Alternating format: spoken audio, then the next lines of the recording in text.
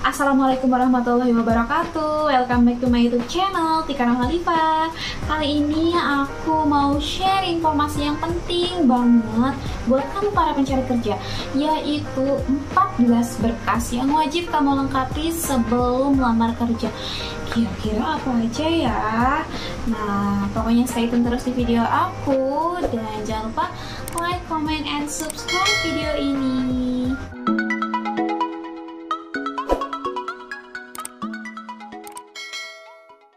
Langsung aja, yang pertama itu KTP, kartu tanda penduduk.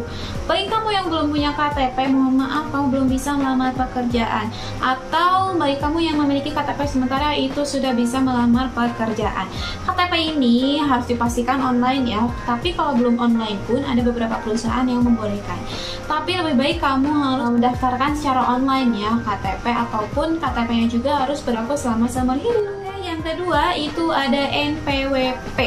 Buat kamu yang belum punya NPWP, mohon maaf, itu tidak bisa diterima kerja karena kita kerja di perusahaan itu ada pajak, jadi kamu wajib memiliki NPWP. NPWP itu sekarang dibuatnya gampang kok, tinggal buat online aja, banyak caranya, tutorialnya di YouTube. Ketiga itu KK atau kartu keluarga. Nah, ini wajib banget nih buat kamu memiliki kartu keluarga yang paling update dan yang sudah online. Nah, buat kartu keluarga ini, buat kamu yang misah sama keluarga kamu, kakaknya itu sendiri ya, atas nama kamu aja itu nggak apa-apa. Yang penting kamu terdaftar di kartu keluarga, karena itu menandakan bahwa kamu sudah diakui oleh keluarganya tersebut. Akte kelahiran atau akte lahir. Nah, mau sekolah aja butuh akte lahir, mau kerja pun butuh ya. Tapi ada beberapa perusahaan yang tidak membutuhkan akte kelahiran. Tapi banyak banget perusahaan yang minta akte kelahiran untuk apa? Untuk tahu siapakah nama ibu dan bapak kandung kamu, dan kamu itu lahirnya kapan, nama di akte kelahiran itu sebenarnya seperti apa. Kadang nama kita itu berbeda antara kakak, ijazah, akte, KTP, itu ada aja yang beda. Nah, kita cari nih kesamaannya di mana, dan itu benar-benar wajib kamu perbaiki sebelum masuk kerja. Dan hati-hati, nama ijazah, KTP, kakak, akte itu harus sama semuanya sebelum nantinya kamu dipending deh untuk kerjanya. Selanjutnya yaitu ijazah. Ijazah terakhir atau ijazah sarjana atau 2 ijazah terakhir.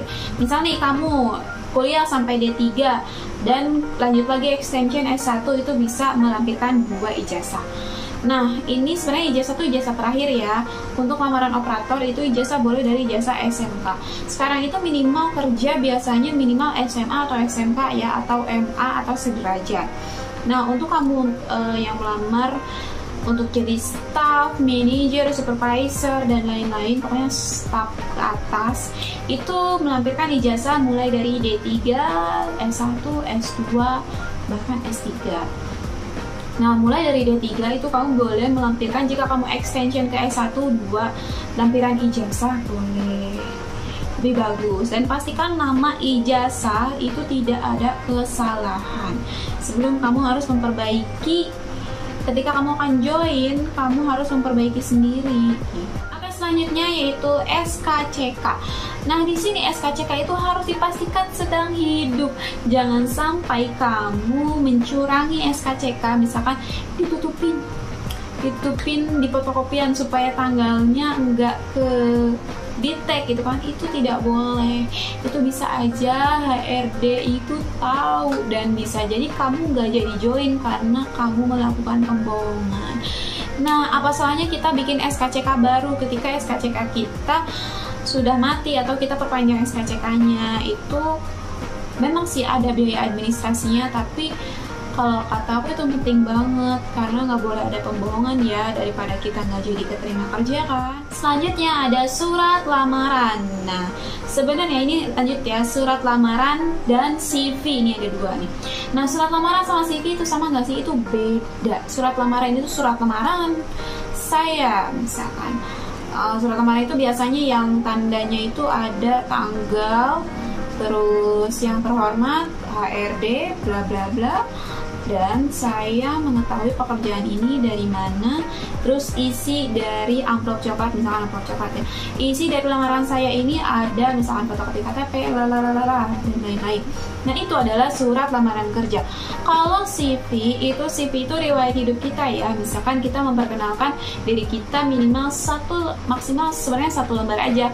Tapi kalau kalian mau menyelipkan job desk kalian yang pengalaman kalian kerja, itu boleh ada lampiran 2 lembar gitu. Nah, untuk CV ini sebenarnya benar-benar harus dibuat semenarik mungkin ya. Kalian itu menjual skill kalian itu di CV. Jangan sampai CV-nya biasa aja, bahkan sekarang itu masih aja ada yang pakai CV yang beli di fotokopian. Itu yang riwayat hidup kayak gitu dan kita tinggal nulis. Nah, itu benar-benar kurang profesional ya guys. Mohon untuk bikin aja CV. Sekarang banyak banget aplikasi yang udah memudahkan kita, seperti contohnya Canva. Itu udah mudah banget, udah ada template-nya, kita tinggal masukin, ketik-ketik tuh kita pengalaman kerjanya di mana aja, sekolah di mana aja, terus kita punya skill apa aja, itu tinggal input, dan itu mudah banget dan itu gratis. Itu tinggal bikin, daripada kita tulis tangan kan, itu sungguh kurang profesional. Dan ketika kamu CV-nya itu diketik, itu bisa jadi nilai tambah buat kamu. Selanjutnya ada paklaring kerja. Jika kamu sudah pernah kerja di perusahaan sebelumnya, itu pastikan paklaring kerja kamu dibawa dan dilampirkan, karena sebagai tanda bahwa kamu sudah memiliki pengalaman kerja. Itu penting banget pokoknya paklaring. Selanjutnya yaitu buku nikah. Bagi kamu yang sudah menikah, itu buku nikah itu penting ya buat kamu lampirkan, karena nantinya ketika kamu lamar kerja itu ada namanya pajak. Nah, ketika kita sudah menikah dan sebelum menikah sudah punya anak, itu pajaknya akan berbeda. Otomatis kamu akan diminta buku nikah oleh HRD perusahaan terkait. Selanjutnya ada sertifikat. Nah, di sini apakah sertifikat kompetensi atau sertifikat training atau sertifikat penghargaan prestasi, itu lampirkan aja, karena itu akan menjadi nilai tambah buat kamu untuk bisa masuk ke perusahaan. Yaitu surat keterangan sehat. Nah, ini dia surat keterangan sehat. Jangan sampai kamu pakai yang 1 tahun sebelumnya ataupun yang bekas gitu. Harus yang terbaru, karena kita itu harus mengecek kesehatan kalian itu ya sekarang, bukan yang tahun lalu atau 3 bulan yang lalu, 6 bulan yang lalu. Kalian sekarang itu keadaannya sehat, beratnya berapa, tingginya berapa, matanya masih sehat atau enggak, itu perlu banget. Dan kalian tuh harus bener-bener, kalau bisa setiap melamar kerja atau setiap ada panggilan tes atau interview, itu harus benar-benar memperbaharui surat kesehatan kalian, karena itu menjadi nilai plus banget kalau kalian benar-benar semuanya diperbaharui. Itu ada surat keterangan tidak hamil atau belum menikah, ini ada 2 poinnya. Nah, surat keterangan tidak hamil itu dibuatnya di bidan, karena kalian harus dites spek dulu dan akhirnya bidan bisa mengeluarkan surat keterangan tidak hamil, karena harus dibuktikan. Walaupun kamu deket banget sama bidannya, misalkan bidannya itu mama kamu atau kakak, itu buat cewek-cewek ya, itu harus tetap melakukan TSP. Nah, untuk surat keterangan belum menikah ini biasanya dibuat di RT atau di RW atau di desa tempat tinggal kalian masing-masing. Nah, di sini biasanya perlu KTP kalian, lampiran KTP, atau kalian diwawancara sedikit oleh pegawai desanya, seperti itu. Biasanya 1 hari kerja juga itu udah bisa langsung keluar untuk surat keterangan tidak menikah. Karena banyak ya sekarang perusahaan yang mengharuskan karyawannya itu belum nikah sebelum masuk tempat kerja, karena banyak juga perusahaan yang tidak ingin mengambil resiko terlalu berat. Misalkan kalian harus hamil ketika perjalanan menikah, bahkan baru baru kerja 1 bulan misalkan hamil, dan kalian harus tidak masuk kerja, karena kan hamil itu kita ada mual atau sebagainya, dan bisa jadi kalian sering nggak masuk kerja, atau bagaimana dan seperti itu. Oke, gimana berkas-berkasnya sudah terkumpul semua belum? Nah, kalau belum ataupun kalian memiliki pertanyaan, silahkan langsung aja komen di bawah. Dan jangan sungkan ya buat komen di bawah. Dan jangan lupa like, comment, dan subscribe video ini. Semoga kalian semua sudah melengkapi berkas-berkas untuk melamar kerja. Dan jangan sampai ada yang ketinggalan ya. Oke, sekian dari aku. Semoga video ini bermanfaat buat kita semua.